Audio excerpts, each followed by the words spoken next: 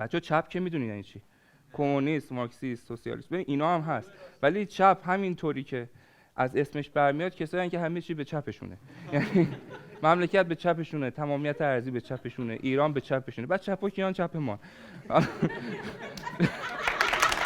یعنی از دید چپ ها شما همین که ایران رو دوست داری به اندازه کافی فاشیست هستی، چون چیزی به اسم ایران خیلی وجود خارجی نداره. ایران ساخته و پرداخته رضا شاهه و همه خوبن جز هموطنام و شنیدم میخوام 15 میلیون افغانی رو خارج کنن از کشور. امیدوارم درست نشیده باشم، میام اونجا. چپا خدای شامورتی بازی هم هستن کلا. یعنی وسط جنگ که ما همه داریم پاره میشیم، همه دغدغه‌شون اینه که جامعه LGBT ها وسط جنگ چه آسیب‌هایی بهشون میخوره. با ما خودمون از ترس جنگ جز اقلیت‌های جنسی شدیم، هرچی بود خوش شد افتاد.